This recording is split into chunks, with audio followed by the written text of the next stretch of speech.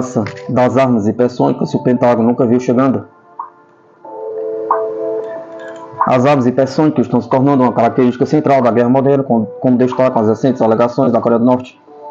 Os Estados Unidos enfrentam uma concorrência cada vez maior da China, Rússia e outros países que desenvolvem mísseis hipersônicos capazes de trajetórias de voos imprevisíveis, ameaçando as defesas tradicionais contra mísseis. Embora os Estados Unidos tenham avançado em programas hipersônicos ofensivos, a defesa contra hipersônica permanece criticamente subfinanciada, com os adversários avançando rapidamente suas capacidades. O investimento sustentado dos Estados Unidos em tecnologias hipersônicas, tanto ofensivos quanto defensivos, é essencial para manter a dissuasão estratégica.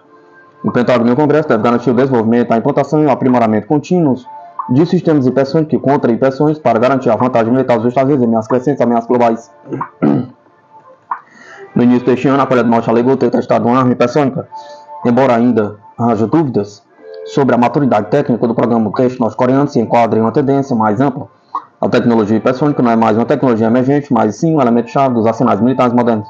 Sua complexidade de custos, juntamente com o potencial de difusão entre adversários americanos, exigem um foco em armas hipersônicas e contra-hipersônicas nas compras de defesa dos Estados Unidos. O Pentágono deve reconhecer que os investimentos atuais são cruciais não apenas para colocar em operação um pequeno número de armas hipersônicas incipientes, mas para construir a base para um programa de armas hipersônicas de longo prazo dos Estados Unidos.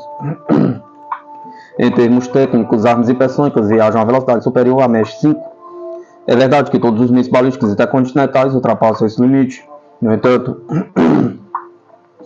eles viajam uma trajetória previsível, reduzindo a dificuldade de interceptação, o que diferencia os hipersônicos modernos sua velocidade e manobrabilidade. Seja um veículo planador montado em um míssil balístico ou um míssil de cruzeiro avançado, um hipersônico moderno acelera a velocidade extremamente altas em direção ao seu alvo e segue uma trajetória de voo imprevisível. A tecnologia moderna de interceptação de mísseis é extremamente avançada, mas quando frações de segundo determinam a diferença entre uma interceptação e um ataque no míssil, que pode mudar rapidamente sua trajetória de voo e elevação, torna-se uma séria ameaça.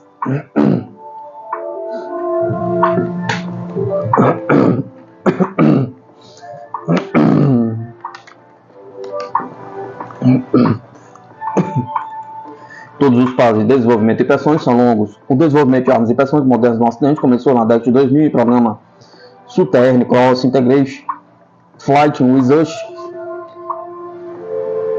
Seafaring entre os Estados Unidos e a Austrália. Essa engenharia baseou-se em pesquisas anteriores ao longo da Guerra Fria e da década de 1990. Foram necessários mais de 17 anos para traduzir o programa operacional. O míssil de cruzeiro de ataque hipersônico, uma arma lançada para o uso dos Estados Unidos e da Austrália.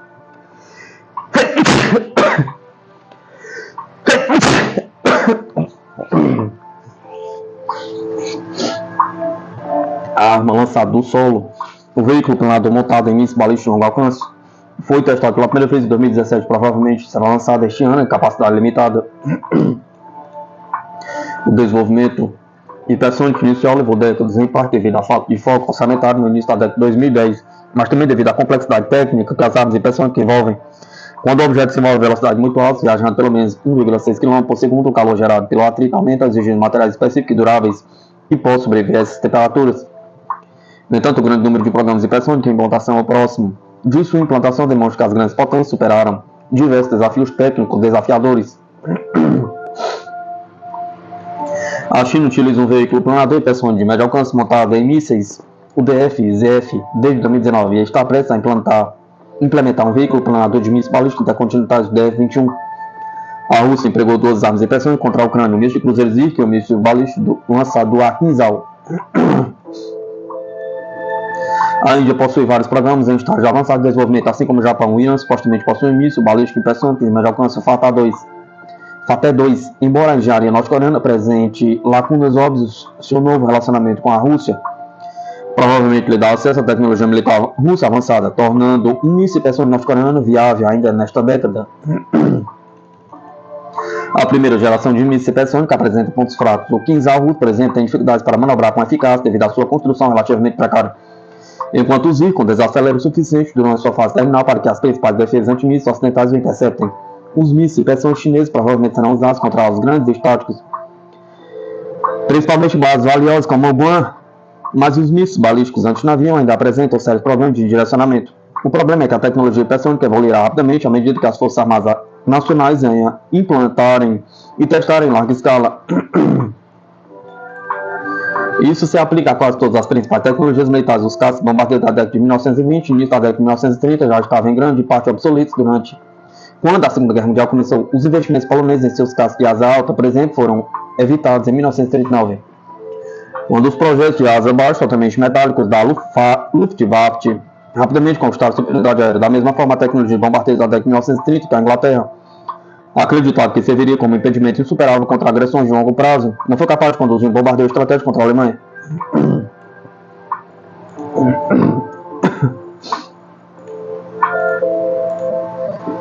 A tecnologia evoluiu. É crucial não apenas lançar uma arma inicialmente viável, mas também garantir o desenvolvimento ininterrupto de variantes mais novas e modernas ao longo do tempo.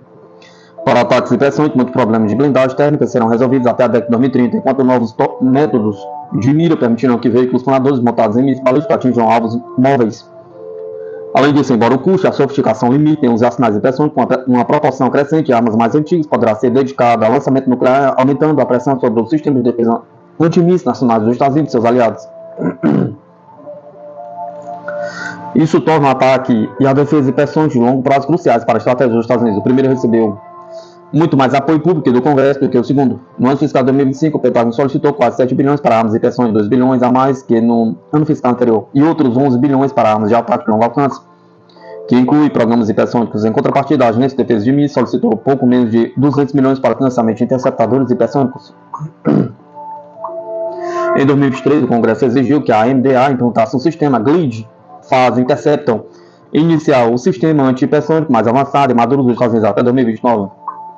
Vários anos antes do previsto, a AMDA concedeu um contrato de 500 milhões para acelerar a implantação. Existe, no entanto, um sério risco de que o preparo no Congresso ignore a necessidade crucial de financiamento sustentado para armas hipersônicas e contra-hipersônicas. À medida que as ameaças hipersônicas se tornam mais sofisticadas na década de 2020, a tecnologia contra a hipersônica, desenvolvida na mesma década, se tornará cada vez mais ineficaz. O próximo orçamento de defesa deve fornecer suporte sustentado não apenas à implantação hipersônica ofensiva, mas também ao desenvolvimento de implantação contra-hipersônica de longo prazo. O primeiro governo Trump iniciou uma mudança bem-vinda no planejamento de política de defesa dos Estados Unidos, afastando dos conceitos dispersos de seu antecessor e caminhando em direção ao paradigma de competição estratégica. Se o segundo governo Trump levar essa competição a sério, seu Departamento de Defesa deve exigir do Congresso apoio contínuo para tecnologias cruciais, mas obviamente a hipersônica e a contra-hipersônica. Para garantir que os Estados Unidos mantenham uma vantagem dissuasiva fundamental sobre a China e seus parceiros autoritários. Os adversários americanos entendem a necessidade de competição tecnológica e estão jogando para vencer. Somente uma liderança forte do executivo para baixo pode garantir que os Estados Unidos emerjam em uma posição militar sólida até o final da década.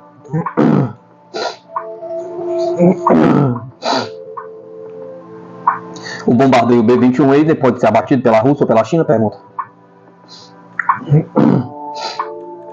O novo bombardeio B-21 Raider da Força Aérea dos Estados Unidos promete capacidade e furtividade incomparáveis, mas sua sobrevivência contra a defesa chinesa e russa permanece incerta. Projetado para penetrar defesas aéreas avançadas usando revestimentos tipo sofisticado, o Raider enfrenta ameaças de sistemas antiaéreos avançados como o S-500 russo, mísseis de pressão de laser e sistemas de detecção por satélite. Com a China e a Rússia desenvolvendo suas próprias plataformas Shield, satélites e alertas antecipados, sistemas SAM avançados do domínio dos Estados Unidos não está garantido. Conflitos futuros exigirão ataques coordenados envolvendo caças furtivos, mísseis de cruzeiro e supressão da defesa aérea dos inimigos, tornando o sucesso do Raider altamente dependente de estratégias integradas e plataformas de apoio. Espera-se que o B-21 Raider seja um dos aviões mais furtivos já construídos. Ele foi projetado para ser altamente absorvente radar, com um revestimento furtivo avançado que lhe permite esgueirar-se pelo espaço aéreo disputado. Mas será que a China ou a Rússia conseguirá derrubá-lo? Pergunta.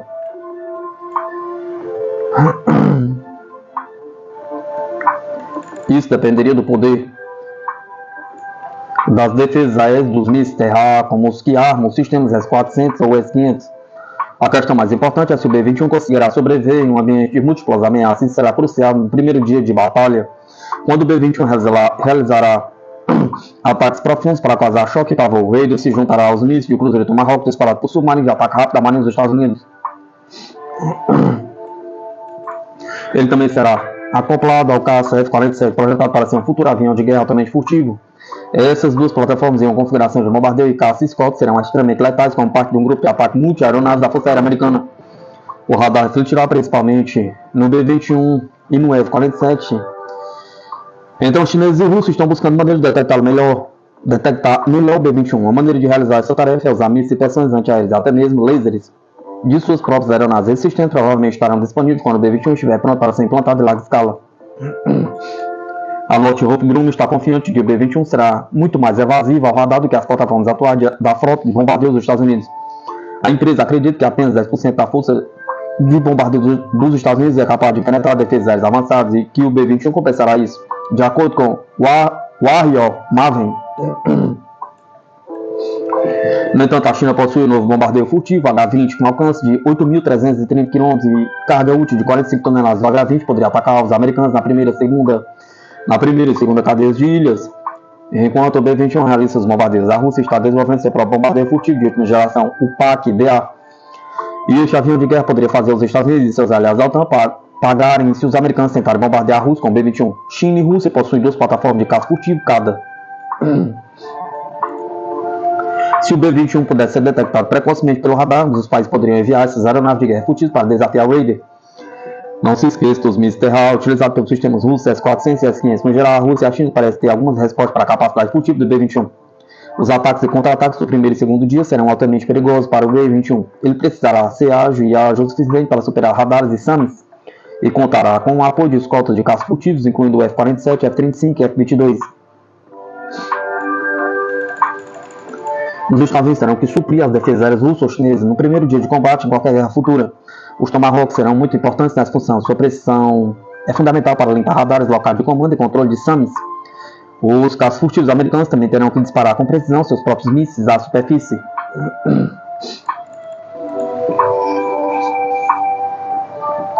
Com o suporte adequado, o B-21 terá alta capacidade de sobrevivência no primeiro dia, enquanto se esgueira pelo ambiente contestado. Estou preocupado, no entanto, com mísseis hipersônicos e lasers. Tais sistemas pode ser a ruína do B-21. Outro obstáculo seria se a Rússia ou a China produzissem uma constelação de satélite de alerta antecipado que pudesse detectar o B-21. O Raider provavelmente não estará pronto antes de 2030, 2035, embora a Força Aérea afirme que estará pronto antes, e o F-47 pode levar o mesmo tempo para ser desenvolvido. Enquanto isso, os chineses afirmam já estar voando pelo menos um caça de sexta geração que poderá desafiar o B-21 algum dia.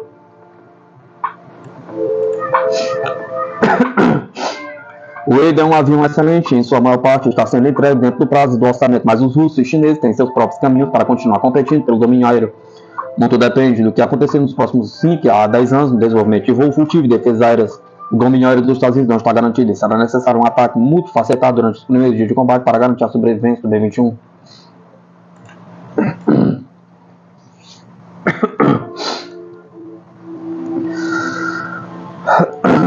Os submarinos russos e a ACM classe M foram construídos para apenas uma missão. Em termos de perfil de missão, o submarino russo da classe ACM, projeto 885M, é o mais próximo dos submarinos americanos da classe Virginia. Foi claramente construído com a missão de combater a marinha dos Estados Unidos em uma guerra. No entanto, o submarino russo, com 129 metros de comprimento, é ligeiramente maior que o submarino americano, que tem apenas 115 metros de comprimento e 10 metros de largura. Uma avaliação da classe ACM, publicada em 2021, detalha como o design evoluiu e como os estaleiros russos conseguiram reduzir os prazos de produção dos barcos desta classe. O relatório, compilado pela Royal Naval Service Institute da Inglaterra em Londres, destaca inicialmente a drástica aceleração do ciclo de fabricação de submarino nuclear de míssil cruzeiro Kazan, SSGN Kazan. Este submarino foi construído em um prazo muito menor do que o líder desta classe, o Severodvinski. Especificamente, o Kazan foi lançado no estaleiro em apenas 8 anos, o que representa menos da metade do tempo necessário para construir o Severodvinski. Os atrasos na construção daquele navio de guerra são consequência do impasse econômico em que a Rússia caiu na era pós-soviética, que devastou setores importantes do complexo industrial de defesa de Moscou mais do que qualquer outro. O mesmo documento do Instituto Londrino observa que a configuração do Kazan se baseia em algumas mudanças evolutivas no projeto que permitiram à Rússia reduzir o custo por unidade de construção e criar novos slots de entrega para futuros submarinos da mesma classe. A previsão é que a Marinha Russa agora poderá introduzir novos submarinos em um ritmo muito mais rápido do que as avaliações de inteligência anteriores poderiam ter projetado. O Kazan também é considerado mais curto que o submarino líder, com cerca de 9 metros de comprimento. No entanto, os dois compartilham características como sendo as mais significativas, um usina de energia mais silenciosa comparável aos submarinos ocidentais mais recentes, uma capacidade de ataque de longo alcance ainda maior do que a da maioria dos submarinos análogos de fabricação ocidental. O armamento que os submarinos da classe ACM são capazes de lançar tem sido uma preocupação há anos, pois sinaliza uma mudança na missão desses submarinos. Em vez de se concentrarem na função de caça-matador, que era a principal função da classe Akula, esses submarinos mais novos são configurados para lançar uma gama completa de mísseis antinavio de ataque terrestre, incluindo uma das armas que foi alegremente apresentada pela primeira vez pelo presidente russo Vladimir Putin em seu discurso sobre o estado da nação em 2019, o hipersônico 3M-22 Zircon. Analistas do Instituto Londrino concluíram há 4 anos que torna a missão IACM essencialmente uma que agora se parece mais com a de um submarino de mísseis guiados por energia nuclear. Significa uma mudança na maneira como a força submarina da Rússia funcionará em campanhas futuras. O relatório afirma: missões de ataque de longo alcance parecem estar substituindo a interdição de linhas de comunicação marítima como tarefa principal. Isso provavelmente exigirá uma mudança na forma como a OTAN gerencia o desafio de guerra submarino no extremo norte, visto que uma estratégia de defesa de barreira de lacuna, Groenlândia, Islândia e Inglaterra pode, na verdade, ter pouco impacto sobre os submarinos russos, que podem ter pouca necessidade de atravessar essa barreira para atingir seus objetivos operacionais.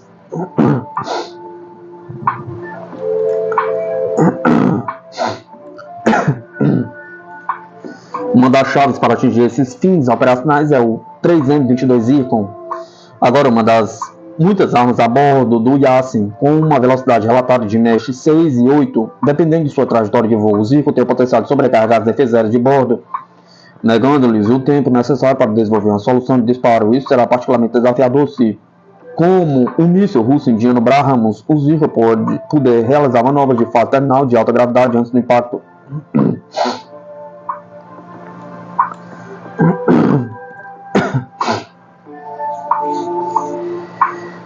O quarto navio da classe IACM, o Arkhangelsky, foi entregue à Marinha Russa em 27 de dezembro de 2024 em uma cerimônia no estaleiro Sevmesh. Esta instalação está localizada no Mar Branco, ao sul do Círculo Polar Ártico. A Rússia planeja expandir sua frota da classe IACM para 12 navios. Metade deles poderá ser baseado na frota do norte. Depois do Arkhangelsky, seguem-se os navios Permy, Ulyanovsky, Voronezh e Vladivostok, todos atualmente na construção do estaleiro Sevmesh em Severodvinsk, diz uma reportagem do The Barents Observation. Além do míssil Zircon, o IACM de 13.800 toneladas também transporta o míssil de cruzeiro de ataque terrestre Novator 3M-54 calibre NK, com alcance de 1.600 km, e o míssil antinavio P-800 Onyx. Uma frota de 12 desses mísseis equipados com este complemento de mísseis será um choque para os planos dos Estados Unidos da OTAN de combater futuras ameaças submarinas russos. Os navios desta classe, se transportarem um conjunto completo de mísseis de longo alcance, podem atingir 75% de todas as capitais europeias, mesmo se disparados do Mar do Norte. É um desafio que se soma à longa lista de preocupações apresentadas por uma Rússia cada vez mais beliciosa, beligerante e beirando a estabilidade, diz um ex-oficial agora aposentado da Inteligência Naval dos Estados Unidos.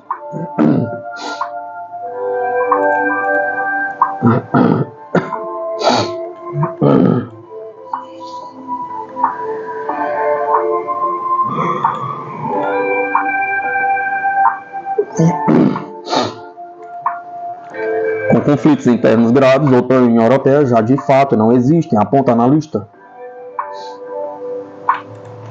A União Europeia está se desintegrando devido às crescentes contradições e a OTAN está se desmoronando com ela, afirmou Scott Ritter, o analista militar e ex-oficial de inteligência do Corpo de Fuzileiros Navais dos Estados Unidos. Ritter destacou que, frente à desintegração desses blocos, os países integrantes deverão enfrentar a realidade. Todo mundo costuma pensar que não haveria mais grandes guerras na Europa, todos cooperaram entre si, as fronteiras estão definidas. Então, por que o Kosovo criou uma aliança militar com a Croácia e a Albânia? Pergunta. Temos grandes problemas nos Balcãs, ressaltou Ritter. O analista lembrou que, em resposta, a Sérvia passou a estreitar seus laços de defesa com a Hungria e a Eslováquia. Segundo o especialista, a suposta prosperidade da Europa era apenas uma fachada por trás da qual os conflitos se mantinham. A OTAN entrará em guerra com a OTAN? Pergunta. Essa linha simplesmente não existe mais, sublinhou ele. Além disso, elaborou a Europa nunca foi um centro de estabilidade, porque a região sempre teve conflitos. Por exemplo, continuou após a Segunda Guerra Mundial, as duas Alemanhas tinham enormes exércitos prontos para se enfrentar na primeira oportunidade. O especialista também mencionou os exemplos dos conflitos mais recentes nesta região. Nos anos 90, houve a guerra na Iugoslávia, a invasão do Kosovo pela OTAN. A Turquia e a Grécia estão prontos para a guerra a qualquer momento. Lutaram no Chipre em 1974, finalizou.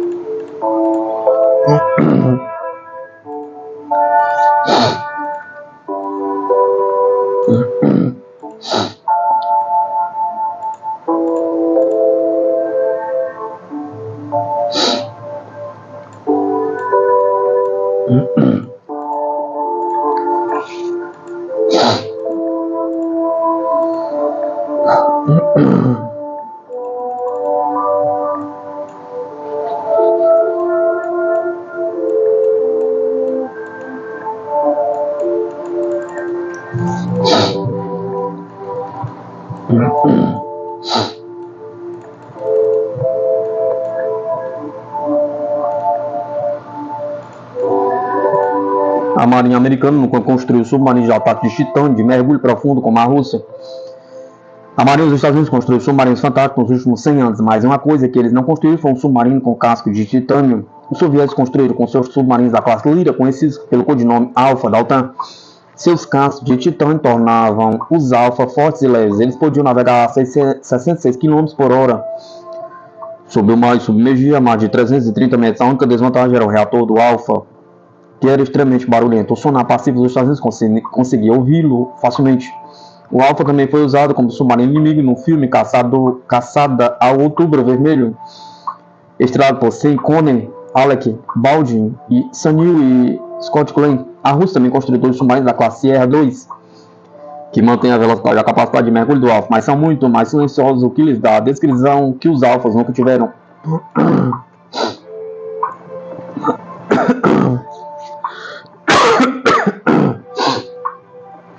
O titânio é o nono elemento mais abundante encontrado na crosta terrestre.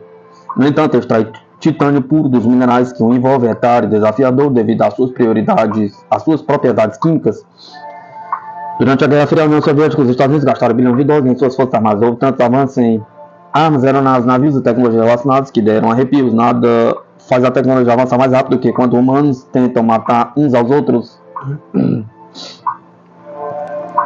No entanto, os soviéticos foram os únicos a tentar construir um submarino de titânio. Isso tornaria os submarinos mais leves, mais fortes e capazes de atingir velocidade que outros submarinos não conseguiam, além de mergulhar mais fundo no oceano. Os russos queriam experimentar um casco de titânio, pois, embora fosse mais resistente que o aço, pesava apenas metade. O titânio também é menos corroído pela água salgada do que o aço. Graças ao uso da automação, os Alfas tinham uma tripulação de apenas 32 pessoas. Os barcos eram menores, mais rápidos e podiam correr para qualquer lugar que a Marinha Vermelha precisasse.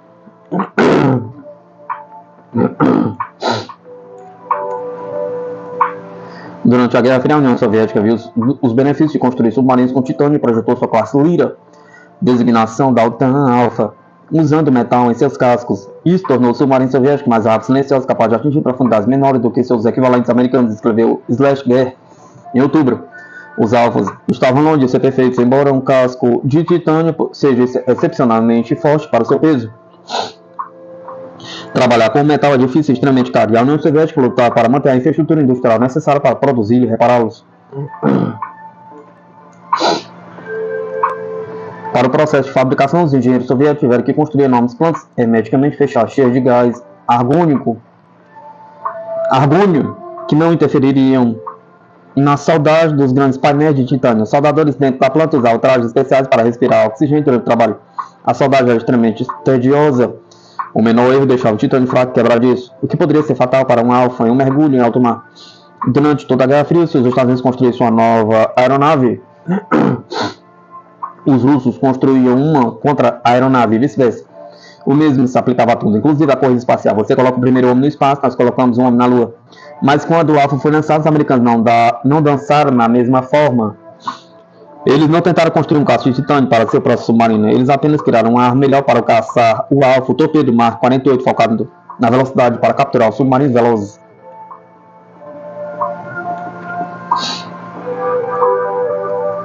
O Mark 48 ainda está em serviço hoje. Às vezes é mais fácil matar um mosquito com um martelo.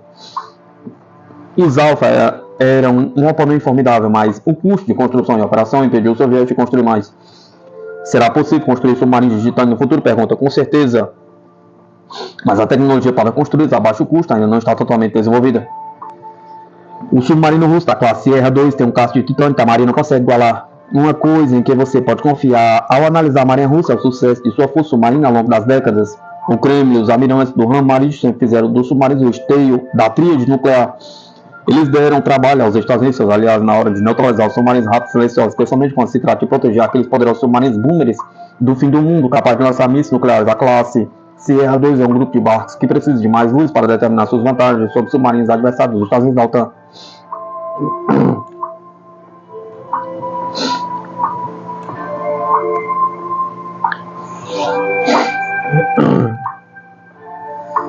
O submarino Sierra 1 e Sierra 2 tem casco de titânio. A marinha russa adora seus barcos com casco de titânio. O titânio tem maior durabilidade e é mais leve. Isso ajuda a melhorar a velocidade e a manobrabilidade nas profundezas do mar. Os Sierras 2 também são conhecidos por sua furtividade e silêncio mortal. Além disso, possui melhor proteção contra torpedos e capacidade de mergulhar mais fundo.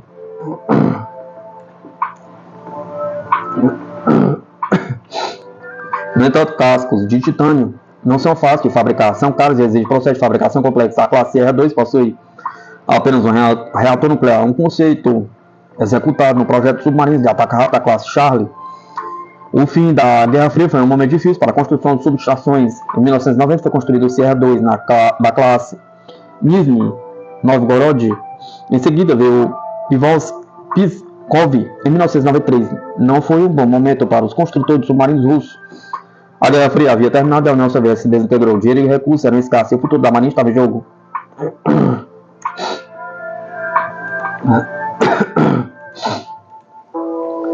Entretanto, os russos não desistiram, sabendo que precisavam de barcos rápidos e furtivos para garantir que os militares pudessem sobreviver com força. A classe R2 enfatizou a palavra ataque. Na classe de submarinos de ataque rápido, eles possuem uma ampla variedade de armas capazes de danificar ou destruir navios inimigos. A classe R2 pode disparar míssil cruzeiro antinavio P-100 Onyx. Os mísseis cruzeiro antinavio tipo 96R Vodopad e RPK-6 Vodopad têm como poderosos torpedos tipo 40, de acordo com bulgariamilitar.com.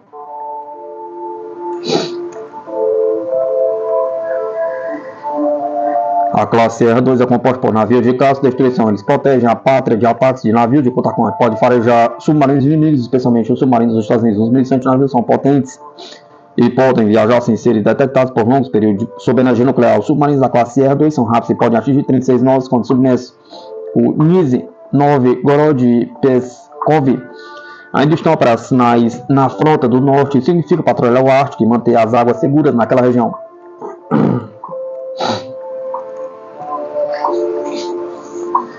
Os russos poderiam ter construído mais navios da classe R2, mas eles eram tão desafiadores de fabricar que a marinha reconsiderou. O National Interest explicou o que precisava acontecer para tornar os submarinos uma realidade.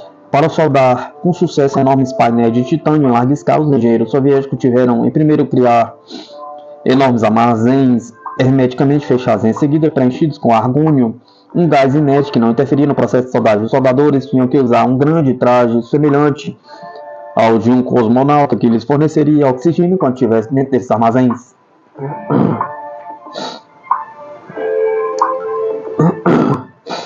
A marinha russa mantém a classe R2 em segredo. Vladimir Putin não se gaba dos navios. Os veículos de comunicação estaduais raramente revelam exercícios navais. Quando fazem, as reportagens costumam ser vagas. Um deles constituiu em um exercício de torpedos que o Nizhny Novgorod e o Pskov realizaram em 2019. A Rússia espera modernizar os navios da classe R2 nesta década. Eles poderão servir ao longo da década de 2030. Nizhny Novgorod e Pskov poderiam ser redistribuídos para o Atlântico ou para o Mar Negro. No entanto, a Rússia tem planos para o Ártico e a classe R2 desempenhará um papel importante na estratégia nas operações das águas geladas daquela região.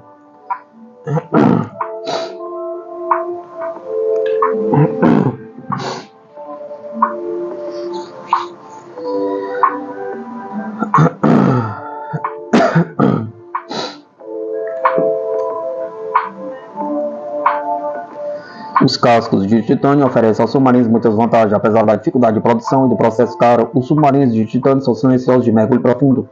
Seus mísseis cruzeiros e torpedos podem certamente destruir navios inimigos caso surja um conflito com a Rússia. Raramente ou nunca emergem de forma a despertar a atenção da mídia.